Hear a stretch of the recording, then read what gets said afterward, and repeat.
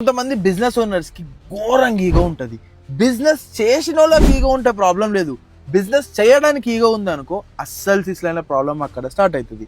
వీళ్ళు ఏంటి అంటే కాంపిటీషన్ ని చదువుడు, మార్కెట్ ని అనలైజ్ చేసుడు, ఇవన్నీ బంద్ చేసి పక్కోడు ఏం చెప్తారో అది నేను చెయ్యొద్దు అని చెప్పి ఫిక్స్ అవుతారు.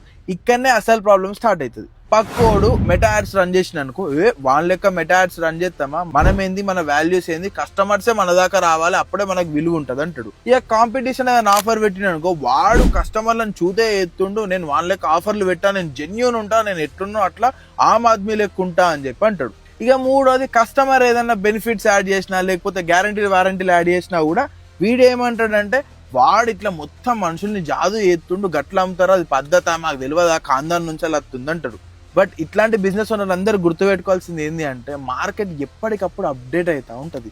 కాంపిటీషన్ ఏం చేస్తుందో వానికంటే ఒక అడుగు ఎక్కువ చేయాలని చూడాలి తప్ప, వాడు ఆ పని చేస్తుండే నేను ఆ పని చెయ్యా అనుకుంటే మాత్రం వాడు ముందుకు పోతాడు, నువ్వు వెనకకు జారుతా ఉంటావు. నువ్వు చేసే బిజినెస్ ఎంత మంచిదైనా కూడా జెన్జీ మార్కెట్ కి, ఇప్పుడున్న మార్కెట్ తగ్గట్టు నువ్వు మోల్డ్ కాకపోతే నీ పక్కకే ఇంకొకటి వచ్చి దుకాణం పెట్టుకొని నిన్ను మూసేసేలాగా చేస్తాడు.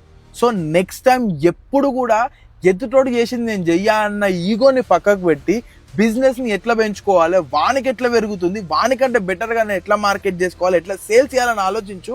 110% బిజినెస్ సక్సెస్ఫుల్ గా రన్ అవుతుంది. అవసరమైతే నువ్వు ఆ కాంపిటీషన్ కూడా వండబెట్టచ్చు.